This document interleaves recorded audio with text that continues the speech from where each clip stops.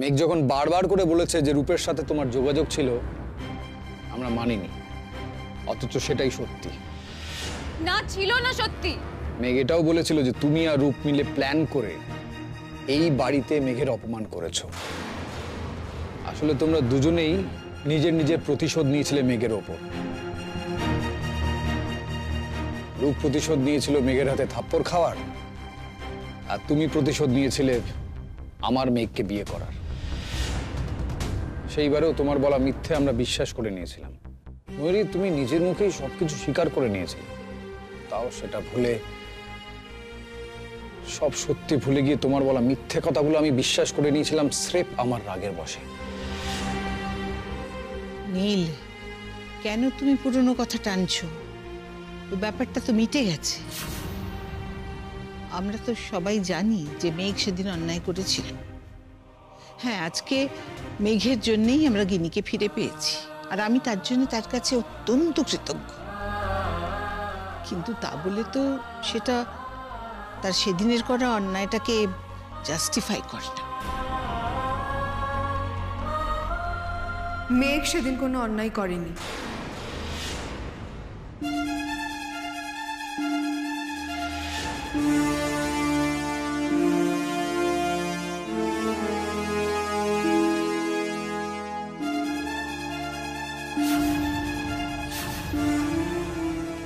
আরে গিনি, তুই নামতে গেলি কেন?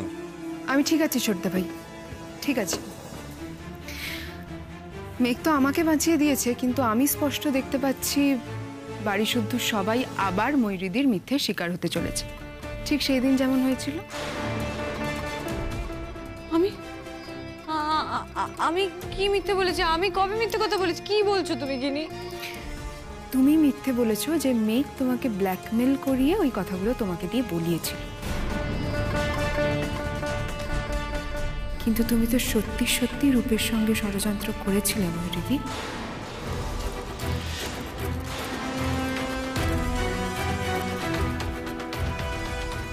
না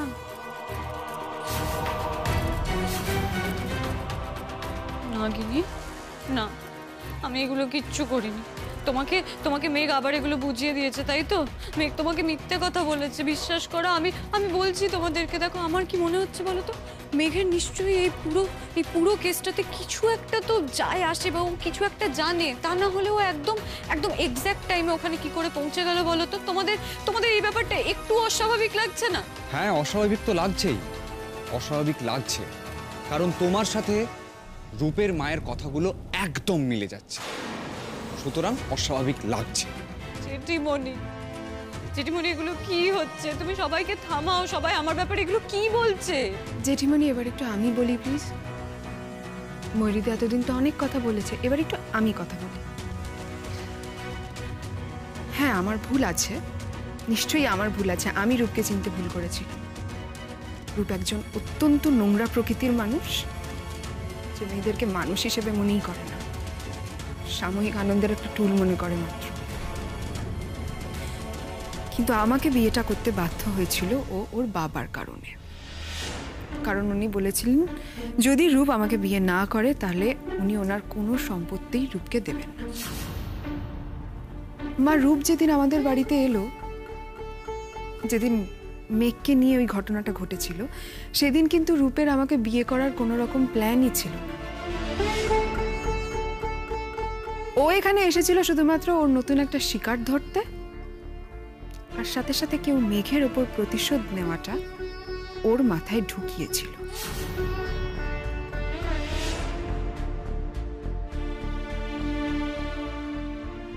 মিথ্যে, এগুলো মিথ্যে কথা, সব মিথ্যে কথা। মেঘকে রূপ একসময় ভীষণ উত্ত্যক্ত করত, সেই জন্য মেঘের হাতে মারও খেয়েছিল, আর তাতে ওর পৌরুষে ঘা লাগে। তাই এখন দেখলো যখন মেঘের ওপর প্রতিশোধ নেওয়ার একটা চান্সও পাচ্ছে, সেটাও হাতছাড়া কেন করবে? আর এই প্রতিশোধের কথাটা ময়ূরীদি ওর মাথায় দিয়েছিল।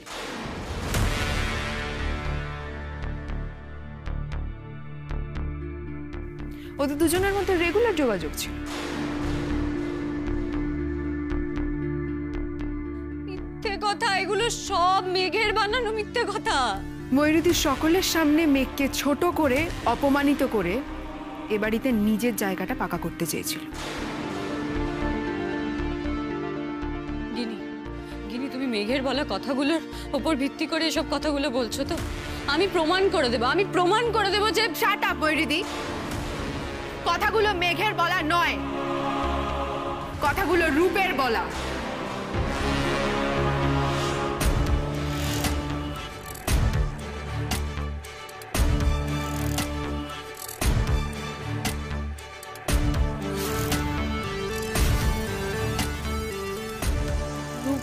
রূপের বলা কথা মানে? রূপের বলা মানে রূপের বলা? রূপ আমাকে সব বলেছে ময়ূরী, কিভাবে তুমি আর রূপ প্ল্যান করেছিলে এই সব কিছু। আমাকে বিয়ে করতে হয়েছিল বললে তো রূপ ভীষণ ক্ষেপে গেছিল তোমার উপর। ও বলেছিল সবার সামনে এসে তোমার কীর্তি সবাইকে বলে দেবে, কিন্তু তার অনেক আগেই আজকের দিনটা এসে গেল। আমি আমার জীবনের সর্বনাশের জন্য তোমাকে দায়ী করছি না ময়ূরী, কিন্তু দাদা ভাইয়ের জীবনের সর্বনাশ, মেঘের জীবনের সমস্ত অপমানের জন্য তুমি দায়ী ময়ূরী।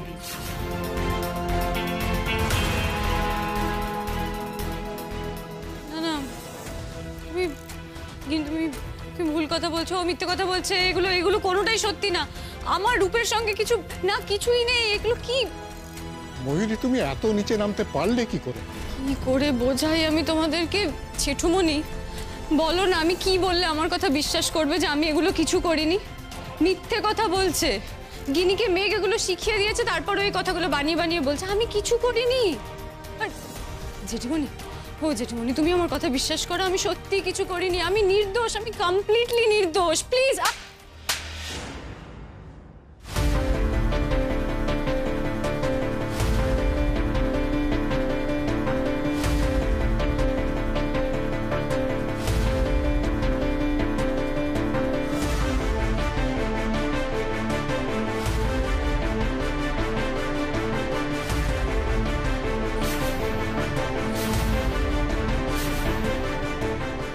বিশ্বাস করাটাই আমার জীবনের সব থেকে বড় ভুল। যে বিশ্বাসের যোগ্য নয় তাকে আমি বিশ্বাস করেছিলাম।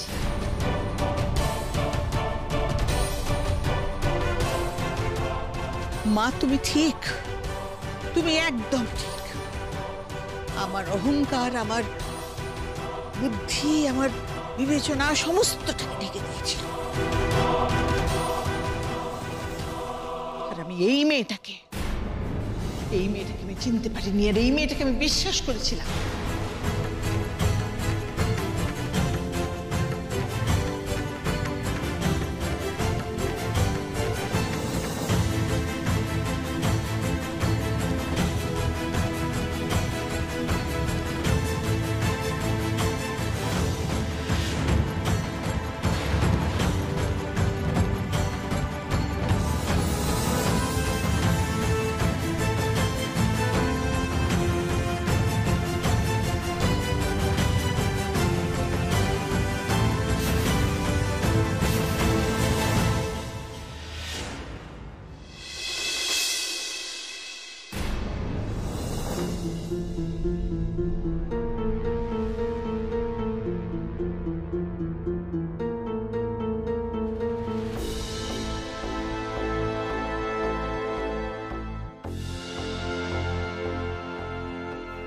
ওকে কি আবার হসপিটালে নিয়ে যেতে হবে, ব্লাড দিতে হবে? না না, এখন প্যারামিটার সব নর্মাল আছে, কিন্তু কি এমন ঘটেছিল যে এইভাবে প্রেশারটা বেড়ে গেল? আসলে ডক্টর বাগচি, ও একটা ঘটনায় খুব এক্সাইটেড হয়ে পড়েছিল। আমি আমার হসপিটালে শিফট করছিলাম, কিন্তু অনিন্দ্যবাবুর কথাতে এখানে নিয়ে এসেছি। ইমিডিয়েটলি হসপিটালাইজেশনের কোনো দরকার নেই, আমি ওষুধ দিয়ে দিয়েছি। ওর জ্ঞান কখন ফিরবে? এই রাতটা ঘুমোবে, সেডেটিভটার এফেক্ট কাল সকাল অবধি থাকবে, কিন্তু দেখবেন এমন কিছু না ঘটে যে আবার হাইপার হয়ে পড়ে, তাহলে কিন্তু সেটা ওর ক্ষতি হবে।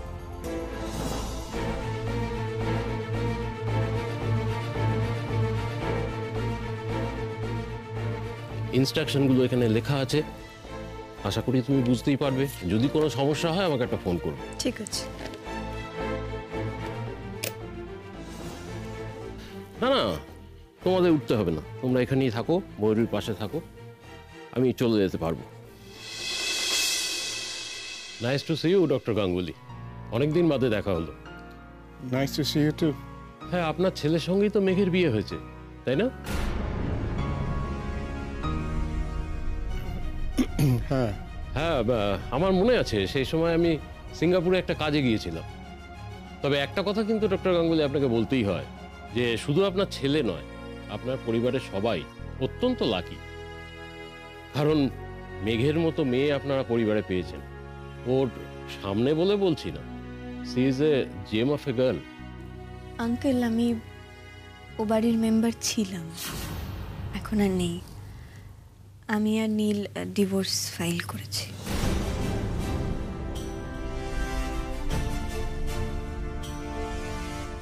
ও সরি, আমি এই ব্যাপারটা জানতাম না। এনিওয়ে, ভগবানের কাছে প্রার্থনা করি যাতে তুমি ভালো থাকো, আনন্দে থাকো। আসি।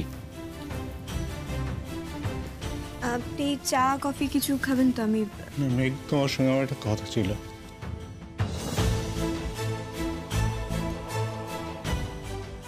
বলুন। মেঘ, ওখানে তুমি আমাদের কোনো সুযোগ দাওনি ধন্যবাদ দেওয়ার। তোমাকে ধন্যবাদ দেবার ভাষা মানে কিভাবে তোমাকে, মানে তোমার কাছে কিভাবে কৃতজ্ঞতা জানাবো সেটা আমার জানা নেই, তাই তোমাকে। দেখুন, আপনারা আমাকে কি কৃতজ্ঞতা জানাবেন বলুন তো? আমি তো সাংঘাতিক কিছু করিনি। আমি স্পষ্ট বুঝতে পারছিলাম যে ও বাড়িতে একটা ক্রাইম হচ্ছে, আর সেই ক্রাইমটার ভিকটিম হচ্ছে গিনি। আর যদি গিনির জায়গায় অন্য কেউ থাকতো, আমি ওই কাজটাই করতাম।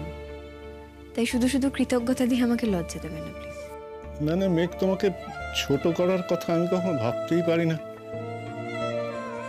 তোমার সঙ্গে ওই বাড়িতে যা যা ঘটেছে, ওই বাড়ির মানুষজন যেভাবে তোমার সঙ্গে ব্যবহার করেছে, যে অপমান তোমার হয়েছে, তারপরে তো এই তিক্ততা তোমার মধ্যে থাকতেই পারে। কিন্তু মেঘ, তুমি বিশ্বাস করো আর না করো, আমি কিন্তু প্রথম থেকেই বলেছিলাম যে রূপ সম্পর্কে তুমি যা বলেছ সেটা অগ্রাহ্য করাটা ঠিক হচ্ছে না। হ্যাঁ, ভুল আমারও আছে। আমার যে তোমার কথায় বিশ্বাস ছিল সেটা আমি জোরের সঙ্গে এস্টাবলিশ করতে পারিনি। আমি অন্যদের কথাই মেনে নিয়েছি। কিন্তু তুমি বিশ্বাস করো, এসব কথা এখন থাকুক। মেঘ, তুমি কি শেষবারের মতো আমাদের সবাইকে ক্ষমা করে দিতে পারবে? আমাদের সব অন্যায়, সব কিছু ভুলে গিয়ে আবার নতুন করে শুরু করতে পারবে? মেঘ, আমি তোমাকে ওই বাড়িতে নিয়ে যাব। আমি তোমার। দেখুন না, এই কথাগুলো এখন থাক। এসবের তো এখন আর কোনো প্রয়োজন নেই। মানে যেটা হওয়ার নয়, আপনি সেটা কেন ভাবছেন শুধু শুধু? ডক্টর গাঙ্গুলি, এসব কথা বললে কিন্তু ও একটু বিব্রত হচ্ছে। অরিন্দবাবু, আমি এই মেয়েটাকে হারাতে চাই না। তুমি মেঘ, আমাকে যে আঙ্কেল বলছো আমার ভালো লাগছে না মোটেই। আমি তো জানতাম অরিন্দবাবু তোমার বাপি আর আমি তোমার বাবা। দেখুন আঙ্কেল, প্লিজ আপনি আমাকে ক্ষমা করে দেবেন। আর আমি রিকোয়েস্ট করছি, আপনি এভাবে কষ্ট পাবেন না প্লিজ। I understand. আমি হঠাৎ একটু বেশি ইমোশনাল হয়ে পড়েছিলাম। I am sorry. মেঘ, তোমার ডিসিশনকে আমি রেসপেক্ট করি। তুমি ভালো থেকো, সব ব্যাপারে সফল হও। এই আঙ্কেলের এই আশীর্বাদটা সবসময় তোমার সঙ্গে থাকবে, কেমন?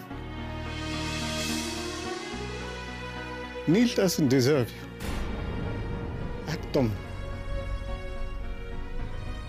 আসি।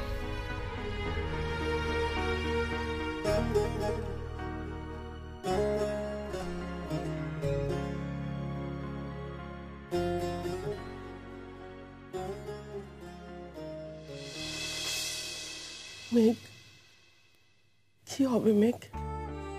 দিদিটার কি হবে? ময়ূরীর কি হবে সেটাও ভাবতে তোমার এতদিন লেগে গেল? কি হবে ও? নতুন করে আর কি হবার আছে? যা হবার তা তো হয়ে গেছে। দিনের পর দিন মিথ্যের উপর মিথ্যে দিয়ে একটা মিথ্যে পৃথিবী রচনা করেছে।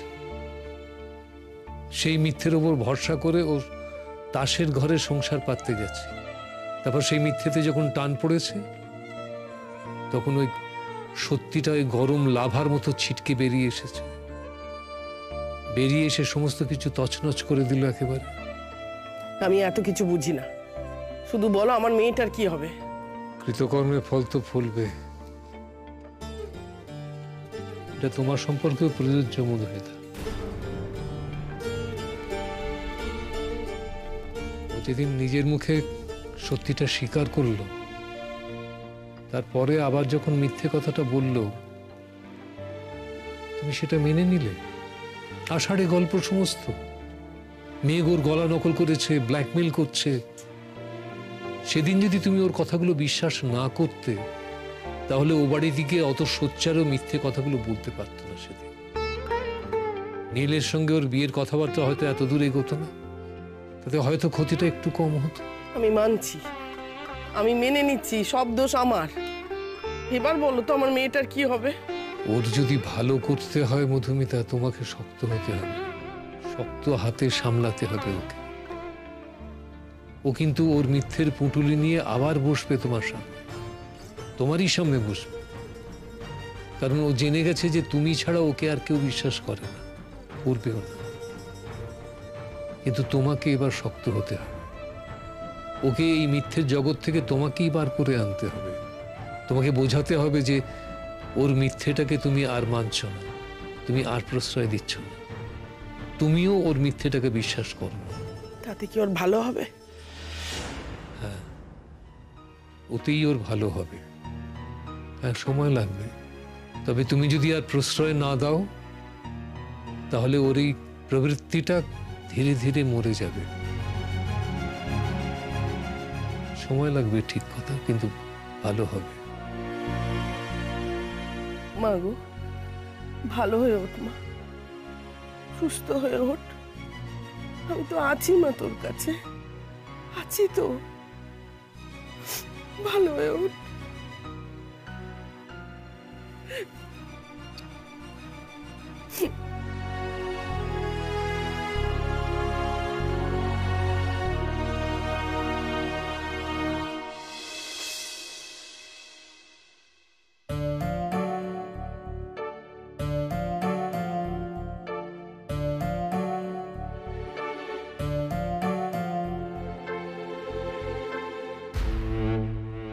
কাল কি হলো?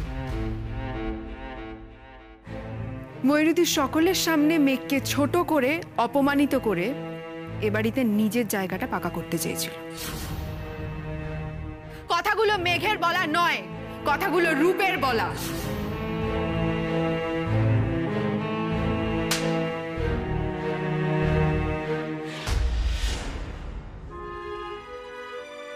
ভগবান, সব শেষ হয়ে গেল, সব।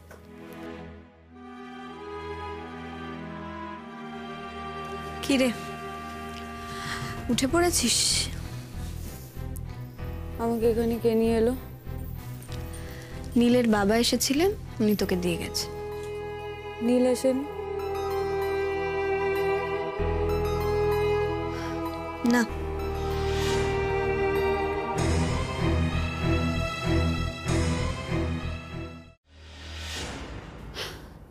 মেঘ, কি লাভ হলো তোর আমার সর্বনাশটা করে? আমি তোর সর্বনাশ করেছি না তুই গিনির সর্বনাশ করছিলি? চুপ করবি? Shut up. তোর এই ফালতু কথা আমি আর শুনতে পারছি না। আমি গিনি সর্বনাশ করিনি, আমি কিচ্ছু করিনি। গিনি রূপকে ভালোবাসতো, ওকে বিয়ে করতে চেয়েছিল। তুই ওদের দুজনের মাথার মধ্যে সন্দেহ ঢুকিয়েছিল। আমি যা বলেছি গিনির ইচ্ছে পূরণের জন্য বলেছিলাম। অথচ তুই বলেছিলি যে রূপ সম্পর্কে তুই যা যা জানিস তুই সেটাই বলেছিস। কোথায় একবার বললি না তো যে তুই নাকি গিনির ইচ্ছে পূরণের জন্য বানিয়ে বানিয়ে বলেছিস কথাগুলো? এনিওয়ে, এসব কথা ছাড়। দেখ, বাগচি আঙ্কেল বলে গেছেন তুই যেন অকারণে আর এক্সাইটেড না হোস। অকারণে এক্সাইটেড আমি হচ্ছি? হ্যাঁ না কি কি আমি এমনি এমনি এক্সাইটেড হচ্ছি? আমার মাথা খারাপ হয়ে গেছে? আমার জীবনটা দাউ দাউ করে জ্বালিয়ে দিলি, তুই আগুন লাগিয়ে দিলি, আর এখন বলছিস আমি এমনি এমনি এক্সাইটেড হচ্ছি? দিদি ভাই প্লিজ একটু শান্ত হয়ে বস, তো শরীরটা ঠিক নেই। আমি শান্ত হব না, চুপ, শাট আপ। তুই আমার সঙ্গে না এরকম নাটক করে কথা বলবি না। এই নীলকে সব জানানো হয়ে গেছে তোর, তাই না? আর তুই ওদের বাড়ি গেছিলি কেন? রূপের বাড়ি কেন গেছিলি তুই? তুই গোয়েন্দা না পুলিশ, কোনটা? কি করতে গিয়েছিলি ওখানে? শান্ত হয়ে বসবি? আমি মাকে ডেকে দিচ্ছি। কোথায় যাচ্ছিস তুই? এখানে বস। কি মাকে হাত করে ফেলেছিস তো তুই মেঘ? ছোটবেলা থেকে কোনোদিন তুই ভাবিকে আমার ভাবি হতে দিলি না, কোনোদিনও না। আর এখন আমার মাকেও তুই ছিনিয়ে নিচ্ছিস আমার কাছ থেকে। বল, ভালোই পারিস তুই সব। শোন, আমি না কাউকে ছিনিয়ে নিইনি, না বাপিকে না মাকে। আর কেনই বা ছিনিয়ে নেবো বলতো?